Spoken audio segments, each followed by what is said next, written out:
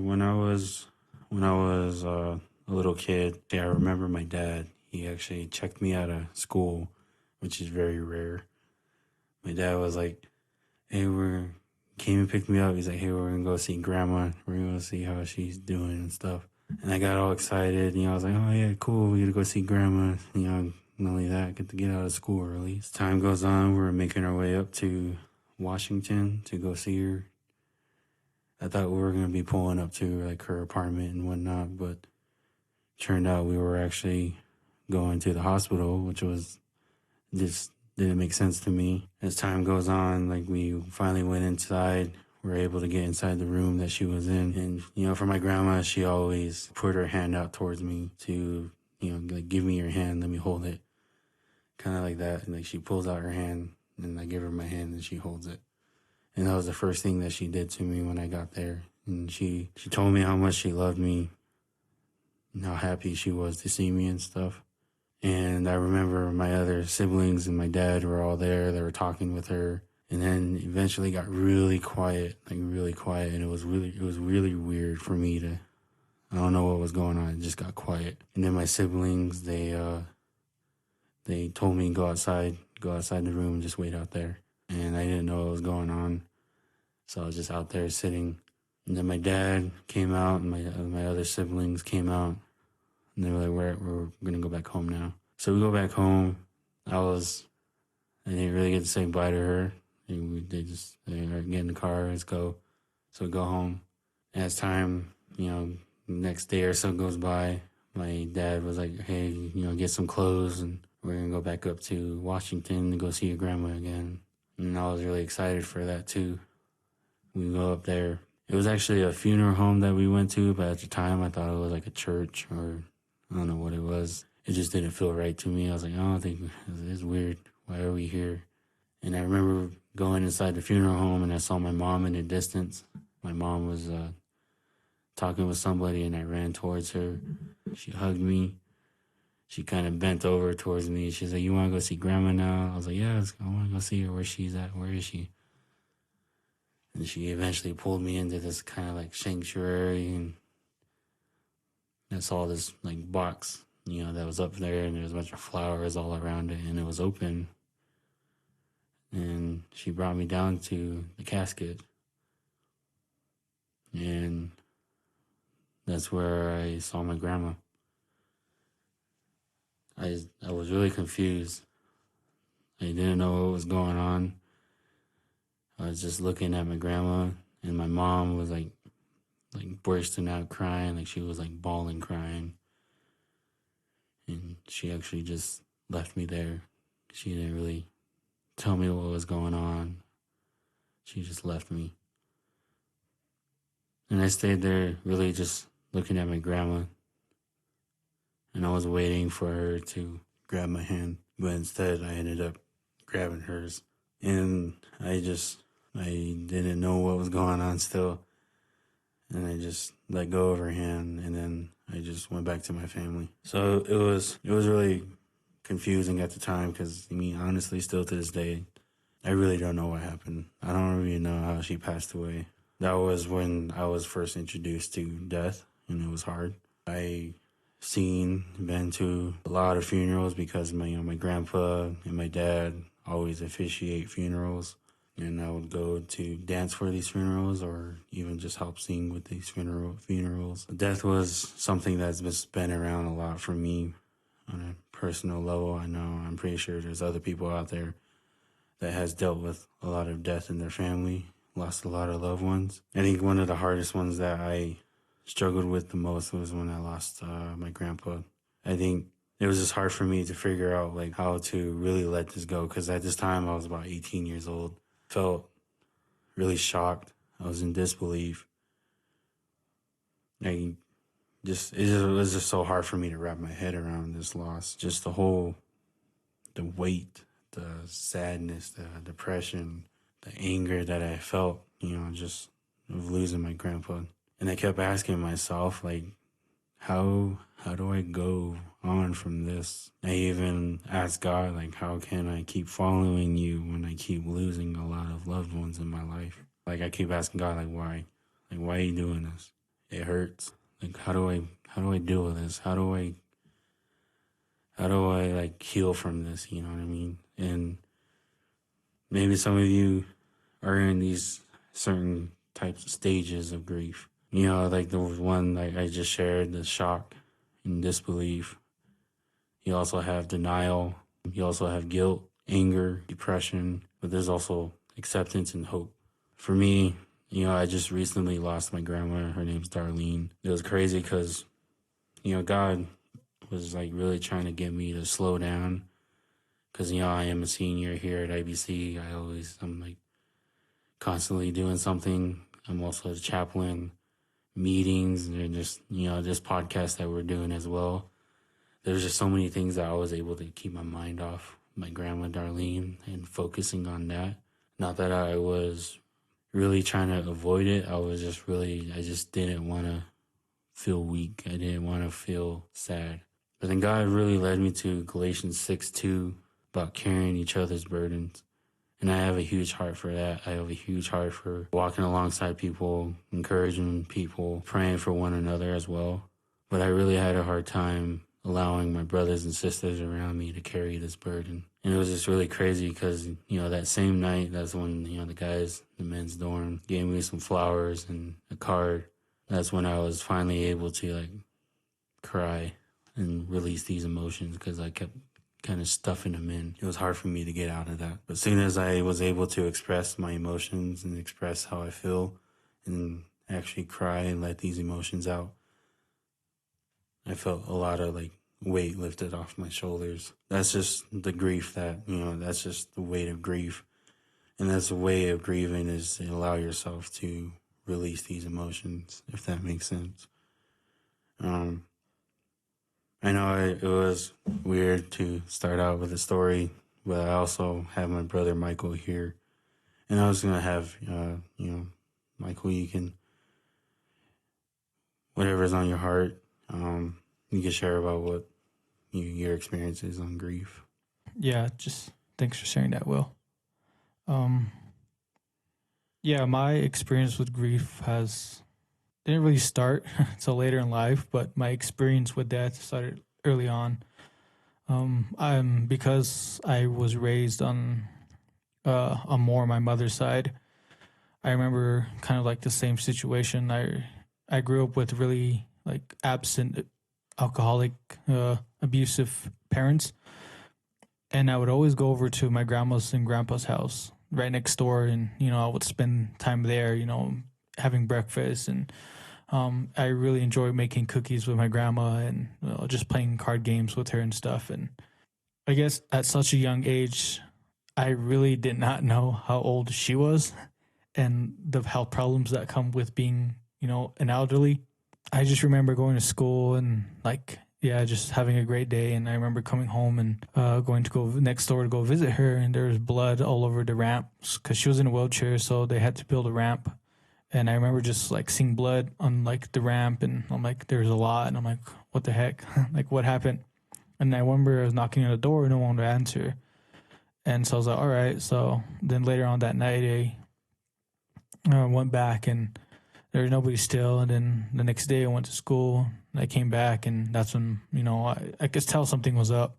My mother was, sad, and my aunties were sad. And when I went over, my grandpa was, just by himself, and I didn't know where my grandma went. It wasn't until later on that I realized that I guess that some medical thing happened and she got rushed to the hospital, and there she didn't make it. Since I was young, I really didn't understand or know any of that. All I know is that, in my culture, it's basically 4 days. And, on the fourth day, I guess we buried her, and I guess I was at school, I think. And I remember coming home and basically we were just eating good. And I was like, man, what's the occasion? But it wasn't until later on that I realized that my grandma passed away.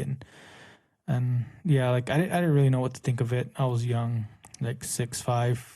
And so I was like, oh, I didn't really have any grief. Well, I did, but then I just didn't know what any of those emotions were. Going down the road, one of my aunties, my mom's sisters, was battling breast cancer for a long time. And after so long, it just, she lost that battle. And yeah, and I remember then I knew what was happening, and trying to be there for my cousins and stuff. And yeah, it was just really hard just because how close we were to her. And I remember when my mom got cancer, breast cancer, and then I remember like her losing hair and all that and getting really skinny and like pale skin. And I remember being like so scared, like is she next? Like am I gonna lose my mom? For her story was different. She actually beat cancer, and she started growing her hair out and everything, and it was like stronger, longer, and she actually started gaining weight and stuff. So yeah, it was a whole different experience for her. But yeah, it was just, I don't know, it was hard. Again, at that time, I was sad. I was like really feeling it for my cousins. But as I was young when somebody was close to me, like blood wise, well, not blood, like somebody who was close to me who was my mom's mom passed away, but I was young, and I lost somebody who was my mom's sister. But I still did not understand what my cousins were going through, or what her siblings were going through, what my mom was going through, having in a span of, I think it was like 8 years, that losing her mom and then losing one of her sisters. So when I was becoming more involved with my faith and really stepping up in my faith, I went on the team. I was really enjoying myself. I was like, I took a leap of faith on it. I've been avoiding it for like 2 years, making excuses not to go. And finally I did, and everything was going great. And I remember there was a guy on a team who lost a family member, and I was like, dang, like that's sad. And we were praying for him and all that, but like, dang, like that's hard. Like at that time I was like, I lost an auntie and I lost my grandma, and that's kind of the main family connections I've had that I lost. And then towards the end of the trip was, I can still remember today. It was pretty crazy. Like I remember waking up, everything was fine. I was, tired because my first year on the team of like traveling from reservation to reservation, it was a lot of traveling. And I remember like just you get to a place, you unpack, you do your stuff, you pack up, and you're on the road for 6 to 7 hours a day. And so I remember waking up, and I was mad. I was like, "Man, this is dumb. Like, can't we just stay here? Like, find a reservation that's like down the road or something?" And yeah, so it was pretty crazy. I was just waking up, I ate breakfast, and I was sitting there. I packed all my stuff, but then I was too lazy to socialize. So I remember sitting like in the back of the gym, just watching everybody laugh and play, or like joke around and stuff. And I was just sitting there chilling. And I think my mentor, or my big sib, I guess it was, as we call him, was asking me, am I okay? And I'm like, yeah, I'm fine. I was like, I'm just tired. I was like, okay. So I get on the bus, and then he sits next to me, and he's like, are you okay? And I was like, yeah. He's like, do you got any games on your phone? I was like all I have is chess. And he's like, oh, cool, you want to play? So I was like, sure. And like, to me, everything was just weird because like he usually sits by the people like he's hanging out with, and I'm usually in the back. Like I have a seat to myself, and I'm just listening to music. But it was just different this morning. He was really like just kept like asking me how I'm doing, and every time I looked at my phone or something, he would just look at me like, are you okay? And I'm like, yeah. I'm like, and yeah, so we got to this place, and I'm like, it's breakfast, I'm hungry, or I think it was lunchtime. I think, yeah. Was it lunchtime? Yes. Yeah, it was lunchtime. We got to the new place we were going to be at, or halfway, or the new place. I can't remember. I think we were pretty close, though. I think, yeah, we stopped at a Denny's or something, and yeah, I got off. And yeah, I got off the bus, and right when I was going to go enjoy like the food and sit with my friends, and yeah, he was like, hey, could I talk to you? And I thought I was in trouble. I was like, dang. It's like, what did I do? Yeah, it's number 7. Yeah. Yeah. And then another leader from my youth group, she came too, and like they just followed me, and I was like, oh dang, they're both here. It's like, I guess I am in trouble. And they took me to like the main van, like the head honcho guy, and I was like, oh darn. I was like, things are gonna go down. So I was mentally preparing myself, like I didn't do anything. Like I was like, yeah, whoever did it, I was like, no, they're just lying. And stuff like that. I was like, I was mentally preparing myself to like defend against whatever they're going to say or that I done. And I was thinking too, like, what did I do? It's like, did I not clean up? Did I like, yeah. And we get in the van, and then just from there, right off the bat, like the energy just felt heavy. Yeah, it was like there. It just felt like something happened. And so I sitting there and they're like, "Hey, yeah, they're like, I don't know how to tell you this, so I'm just gonna tell you straight up." And then they were just like, "Your mother passed away," and that just hit me, and I was like, "What?" Like in my mind, I was like, did I hear that right?" Yeah, they're like, "Yeah, we got the message. Your family texted us this morning, and yeah, that she passed away." And I'm like. And I was like, I still didn't believe it. I was like, no, it's like, nah, yeah, like I was just texting her and calling her, like, just, like maybe you heard it wrong or something like that. And, but yeah, like I don't know, like kind of had this moment where everything just went silent. And like, I was like, dang, like, I don't, like, how do I respond to that? And yeah, just for the first time in that whole summer, like I just broke down, and I don't think I've ever like cried as hard as I ever did that day. Like so much that I couldn't cry anymore. All I could think about was like everything that happened within that last week. A week before, my sister was in the hospital for, I believe, just having some mental health issues. And my mom called me and she was freaking out, and I was like, "What's going on?" And she was like, "Nobody didn't tell me anything," and she's crying and everything, "But your sister's in the hospital." And I'm like, "For what?" And she tells me, and I'm like, "All right, well, I'll call my grandma," and stuff like that. And yeah, and it was hard. And yeah, she was crying, and then I could tell because before I left for the summer, she got out of rehab, and she was staying with us. Yeah, before I left, she was in such a good mood and she was doing well. And I told her, "I'm going to be gone for a month. When I get back, like, let's figure something out. Like, I don't want you running off and, living like homelessly as you have been for the past couple of months." It was. So when I heard the news, like, when she called me, she was intoxicated. I can tell she was been drinking. I've called my mom, and I've known her a long time to know when her words is slurring and stuff like that. And I remember I was just so mad that, like, I gotta go. Like, I don't want to talk to you right now. Yeah, and I remember her saying that. Yeah, she loved me and everything. And yeah, I was like, well, yeah, I gotta go, and I just hung up. I think back to that conversation because I was so mad about her drinking and everything. And she took off, I think, from home. She was wandering around in the city here in Arizona, in Flagstaff.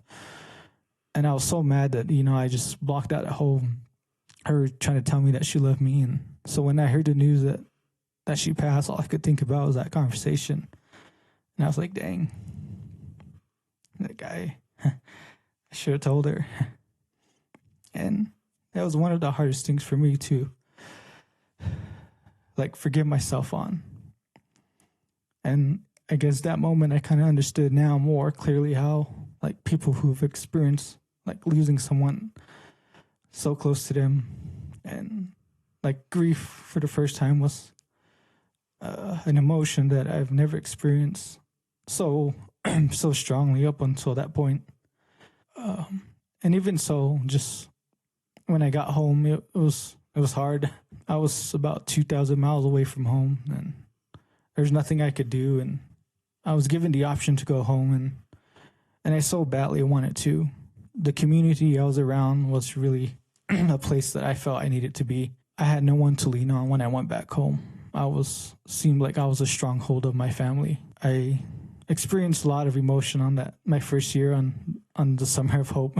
As Will was saying, and part of the grievances, that there is hope. And it's something that I did experience. Though it was hard for me at times, when I wasn't home for the burial and for the funeral. I didn't want to see my mom like that.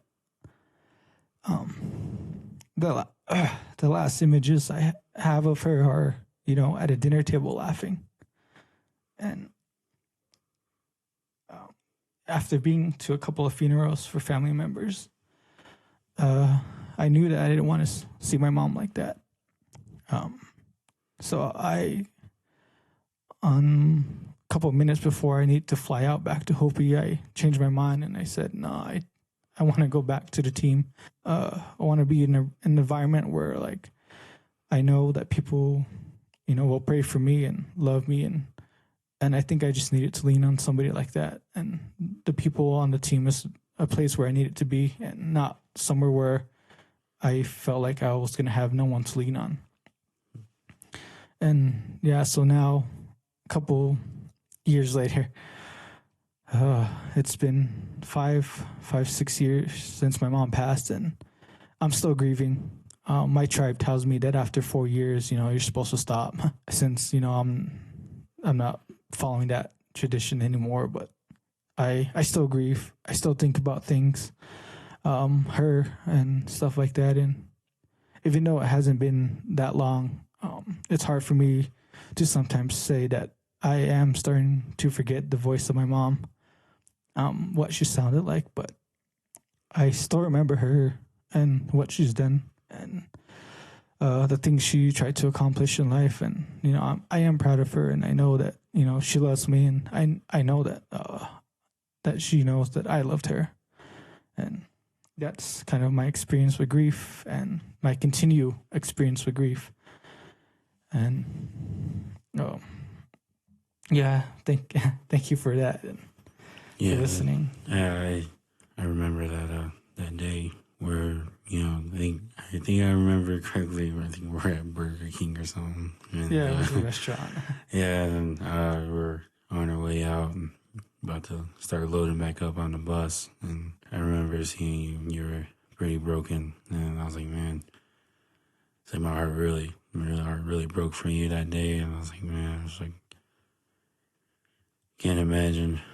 That's really hard. Yeah, I thought for me, that really inspired me so much because I remember you were leaving.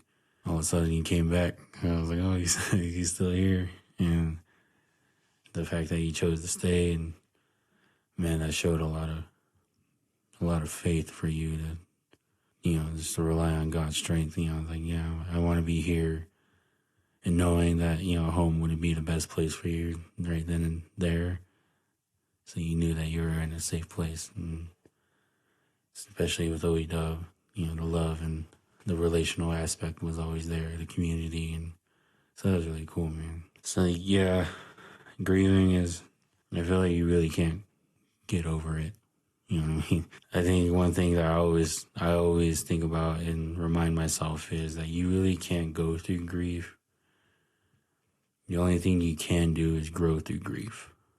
You only can grow through it. It's not going to be over. It's not going to be done. You're only going to grow. And the wounds are always going to be there. And that's the sad reality. And, it's crazy. My tribe is similar with yours. It's not the 4 years, but it's a whole year. We have a crying ceremony.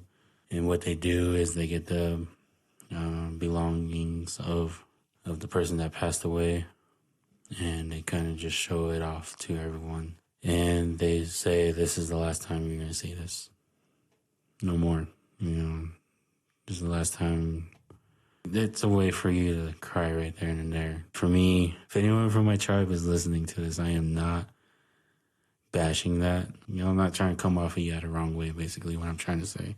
I think that's the hardest thing, is being told how to feel, because, that's how all of us natives grew up, told to be strong. We're told to not show any emotion. We're told to not talk about this. We're told to not talk about that. And after that crying ceremony, when you're done, we no longer talk about that person for a whole year. And after that whole year is up, we can finally talk about the loved one that passed away. In the midst of holding that in for a whole year, it really damages you. And that's how I grew up. I always held everything in. I didn't want to cry. I didn't want to cry because I was told to not cry, I always think of this way of grieving, that there's 2 roads of grieving. You got road number 1, the road of healing. And then you got the second road of grieving. And this road is a road of hurting. And what the healing looks like is allowing yourself to express your emotions, taking steps to freedom, and allowing others around you to walk alongside in your grieving, which will help you lead to healing and growing more in your grief. In the road of hurting, this is kind of how I grew up and how I used to cope with grieving, hurting myself, hurting others, unhealthy coping mechanisms such as drugs, alcohol, sex, or even just suppressing my emotions and not opening up, stuffing everything in. And it just hurts you, and it really just damages you to the core of your soul. I always think of this saying from Indian Horse, where this man was, I think he was in an AA meeting or a counseling session, and this lady just got done sharing about her experience in the residential school. She was just crying, and she finished up her story, and the counselor was like, "Thank you." And he called out this guy. He was like, "What about you? Do you want to share?" And he shook his head like, "No, I don't." He's like, he didn't say anything. He just nodded his head like, "No." He asked the man, he was like, "Have you ever wept before?" And he nodded his head no again. And then the counselor was like, "Well, you need to find a time for you to weep, whether here with us or someplace else on your own, because your silence is killing you." It was crazy when I first heard that and watched that movie, Indian Horse, man. It just blew my mind, because I was like, man, it's so true for us Native Americans. We always keep silent. We avoid things. And I'm not saying that in a bad way. It's just something that we grew up without someone modeling this for us, Someone that won't, the only way that we were ever, for me personally, the only way I grew up knowing how to deal with pain or grieving was drugs, alcohol, sex, whatever it may be. But we don't talk about this whole grieving and the whole anger or whatever the case may be. We don't talk about the real life situations that come up. We just avoid it or just keep silent. And that's just where my heart's at. And I was like, man, it's so true, because I think that's what I realized too when I lost my grandma on March 5th. I was at work. I got the news, and I was at work, and I was cutting up some pizza. I was like, man, I got the message, and I was like, man, I need to get out of here. And thankfully, they let me leave. For a while, I just kept silent. People were asking me, Will, how are you doing? You doing okay with losing your grandma? And are you going to go home for the funeral? Are you going to make it? Are you going to, this, that? And there's so many questions, and I was just avoiding it because I kept stuffing my emotions in. And then that Tuesday night at the dorm meeting, that's when I was able to, the guys, Mikal was there. Mikal was actually the one that gave me the flowers. They affirmed me, they encouraged me, and then they prayed for me. And that's where I finally let my emotions out, and that's where the healing and the grieving process really starts. So you really cannot go over it or get over it. You can't go through it. You just grow with it, if that really makes sense. It's, just like Mikal says, grieving is even that amount of years, I still grieve over my grandma that I lost in 2003. I still remember her voice. I still remember, just the physical touch that she gave me. The last time I saw her was, I didn't get to say goodbye. I didn't get to say anything. I just was told to leave the room. So that was the hard reality for me. It was it's, I'm not saying that in a bad way, but it is hard. But you cannot go through grieving alone. You need somebody to help you walk with that grieving. For me, here at IBC, Mikal is here as well, and we're able to, walk alongside each other and carry each other's burdens in the midst of, pain and suffering.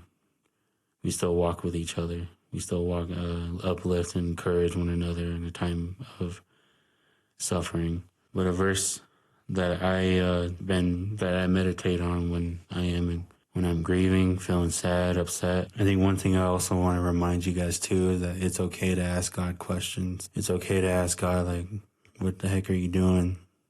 Why did you take this person? Why? There's nothing wrong with the why questions with God, because God can handle it. And it took me a while to realize that, because I used to be afraid to ask questions like that towards God. But I was finally able to understand, God can handle it.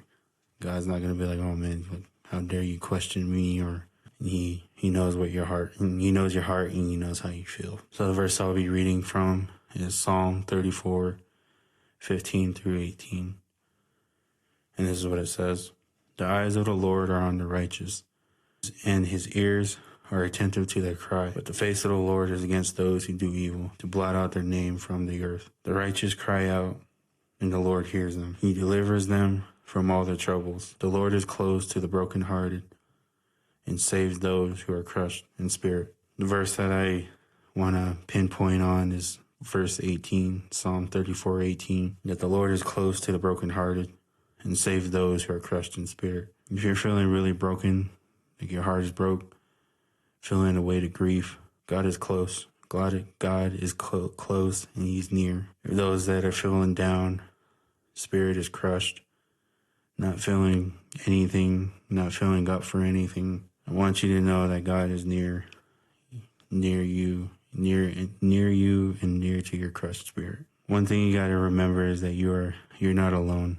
God is there. Sometimes even when I pray and I talk it out with God, man, it just feels like I'm just talking to myself sometimes. But as time goes on, just continuing to keep my eyes on the Lord, knowing my hope is in him, that is where, I feel his peace, because I know he's there and I know he listens.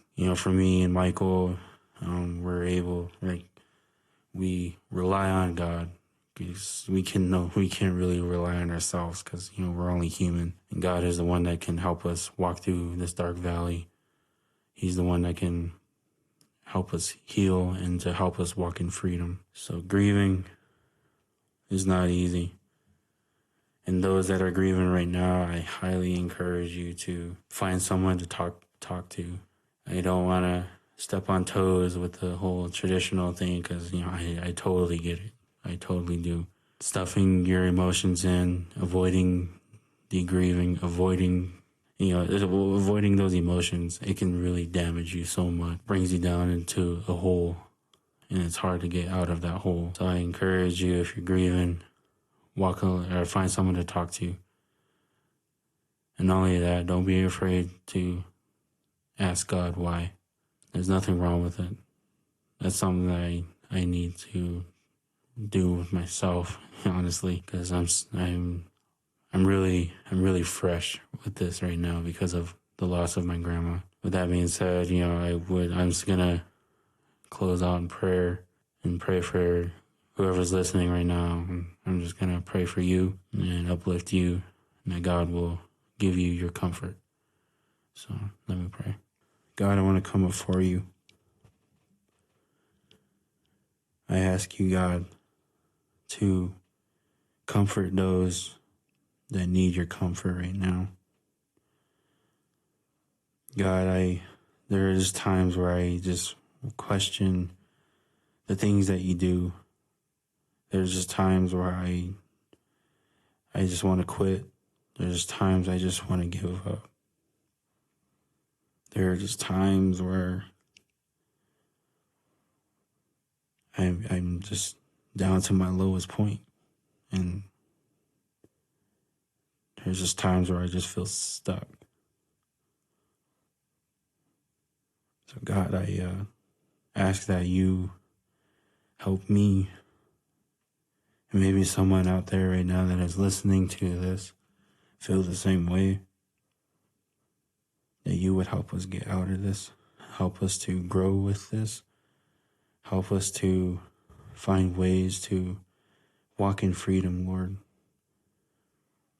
I pray that myself included, my brother Mikal, all those that are grieving, I pray that you help us to give our grief to you, because I know that you can turn our grief into your glory. So, Lord, I pray for peace, comfort, and I pray that you would be near and close to the brokenhearted and those that are crushed in spirit, as your word says.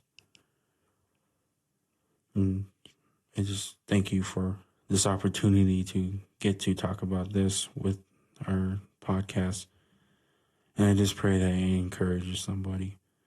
That it encourages someone to come back to you or even come to you. So I love you, God.